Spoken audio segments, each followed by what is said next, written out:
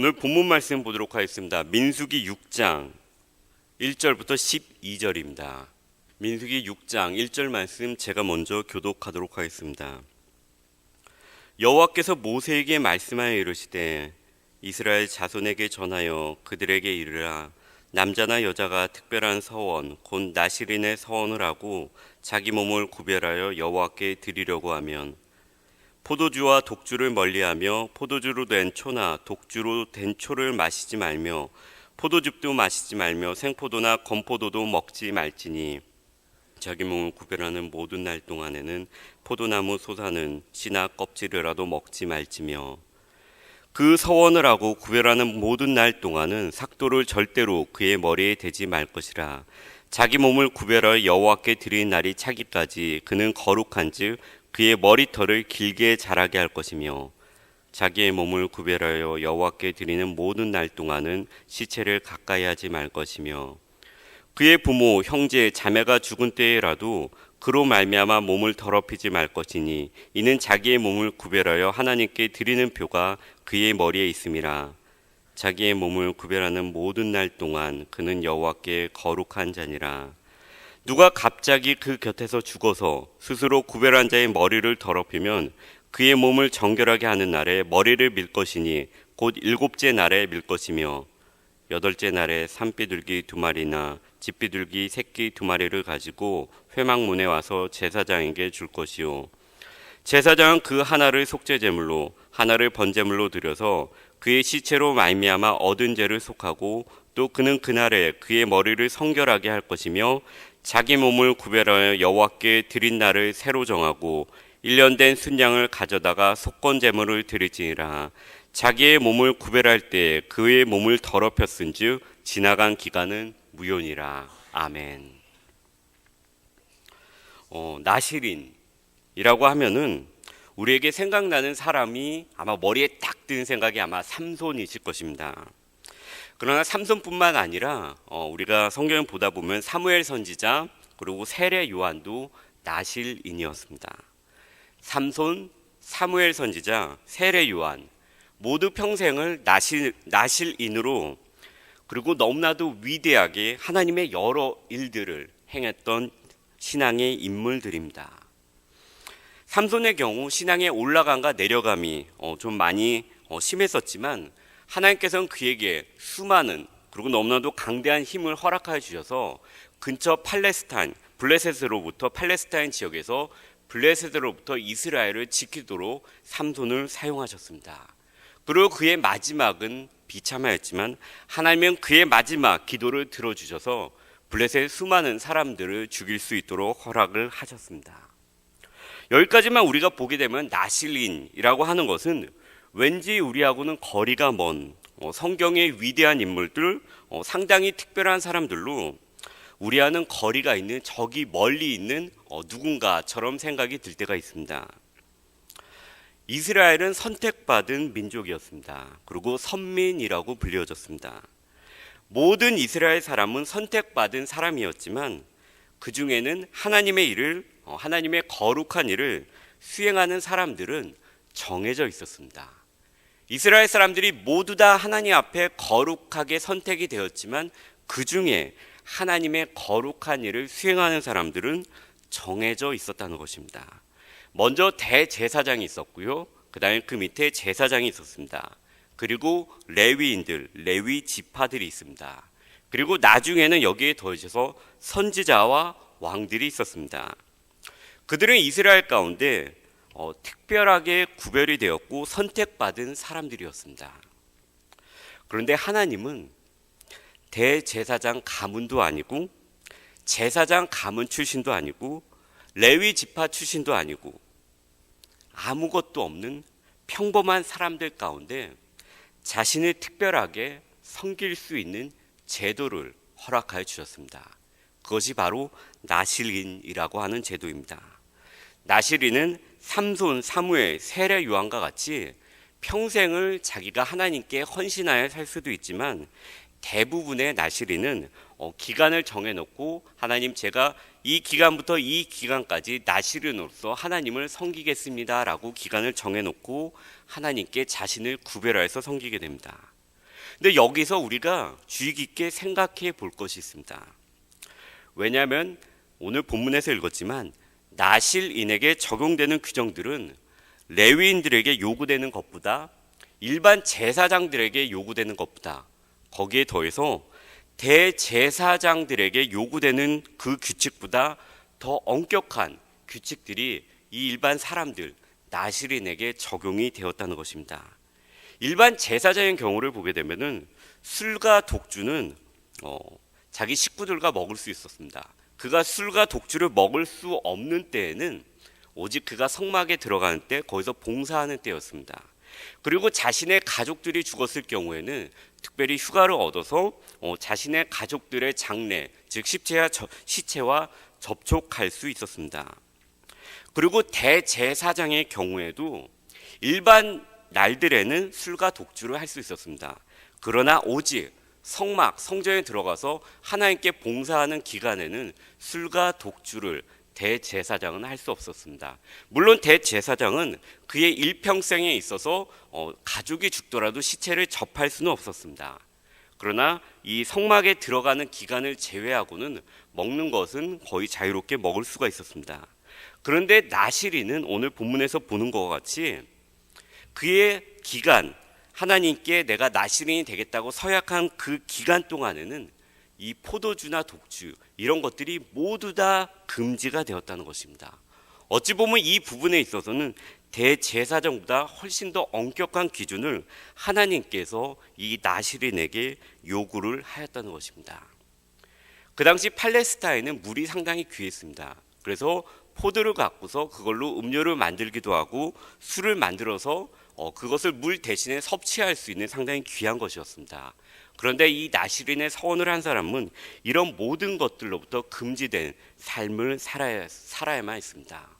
어떻게 보면 중세의 수도승과 같이 심심하고 가혹하고 힘든 삶이라고 생각되어질 수 있습니다.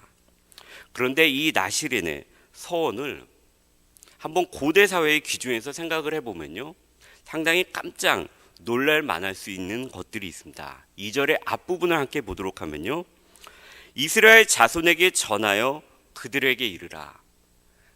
남자나 여자가.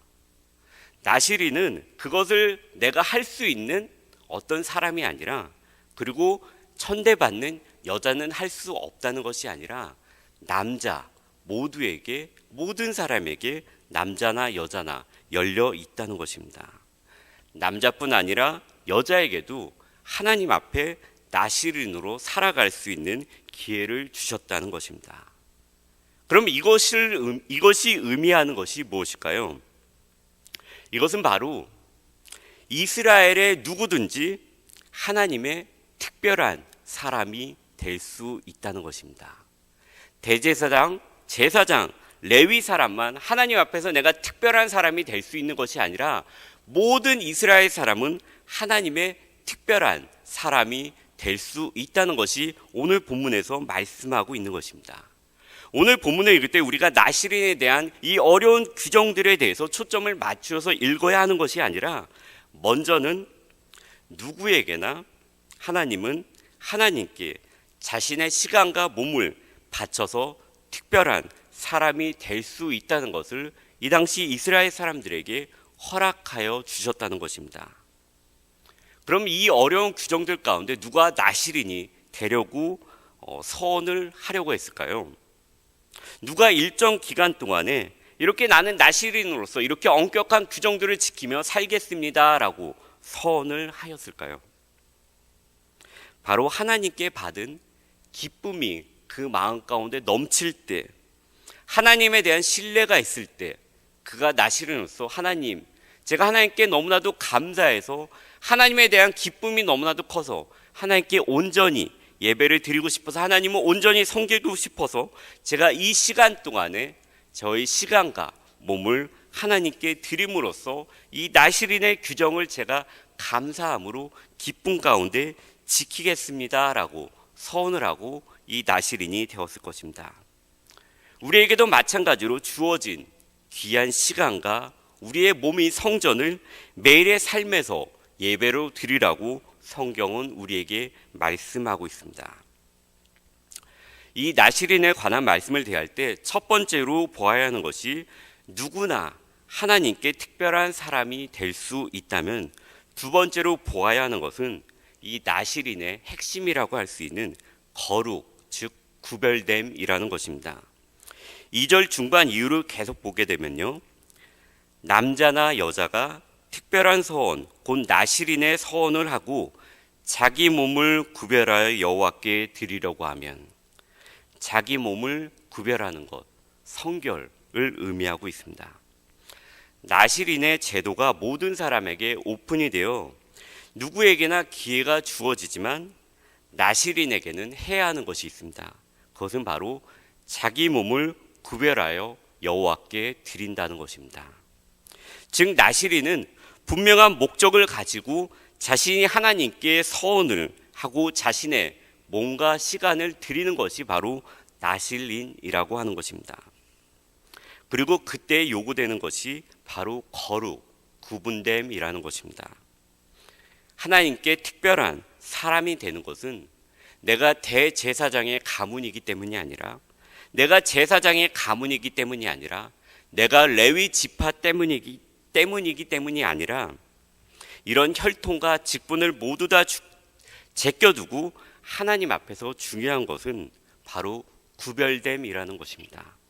내가 얼마나 세상으로부터 나를 지키는가, 세속에 물드는가, 나를 지키는가입니다.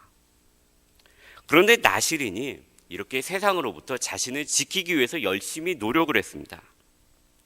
너무나도 노력을 했습니다. 그러나 9절을 보게 되면은 부득이한 시체에 대한 접촉이 생길 때가 있습니다. 제가 나실인으로서 열심히 살고 있는데, 6개월 동안 열심히 살고 있는데 누군가하고 지금 얘기를 하고 있습니다. 그런데 얘기를 하고 있는데 내 옆에 있는 사람이 갑자기 저쪽으로 쓰러져서 죽게 된 것입니다. 그럼 이렇게 부득이하게 시체에 접촉을 하게 되었습니다. 그럼 이때 어떻게 될까요? 12절을 함께 보도록 하겠습니다. 자기 몸을 구별하여 여호와께 드린 날을 새로 정하고 1년 된 순양을 가져다가 속건제물을 드리지니라.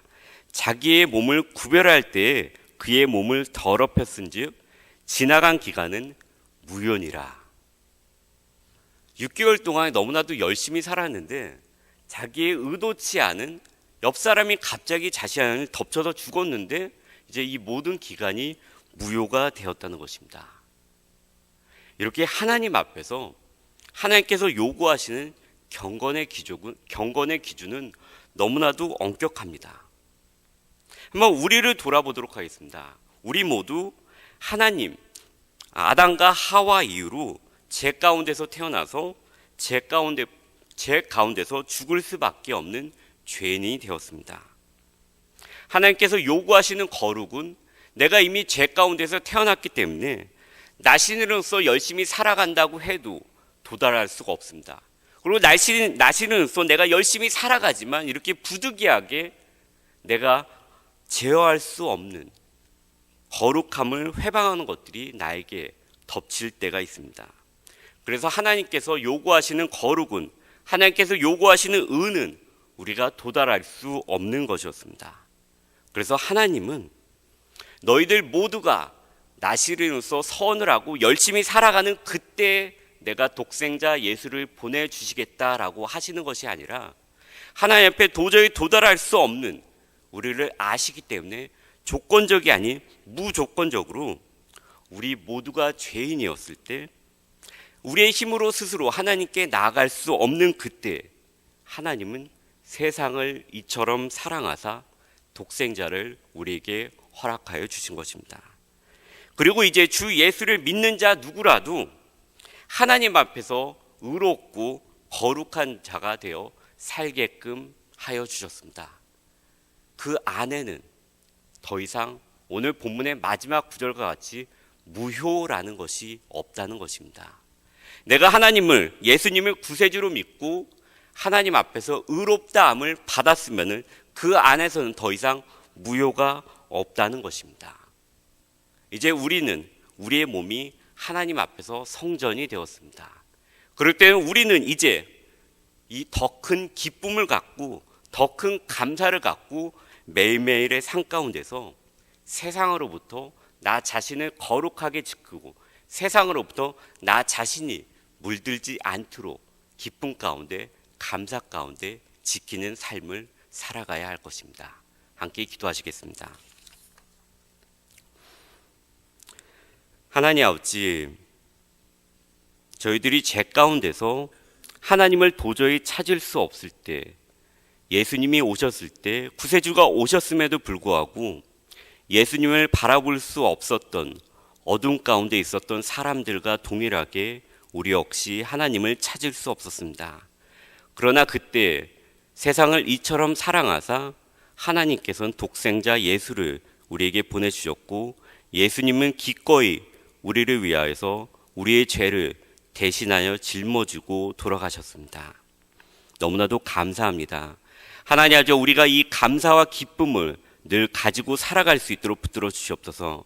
하나님 아버지, 우리가 인생의 어려운 가운데 내 눈앞에 보이는 어려운 가운데만 초점을 맞추는 것이 아니라 그 가운데에 하나님을 바라볼 수 있는 마음과 영안을 우리에게 허락하여 주시기를 간절히 간구드리옵나이다.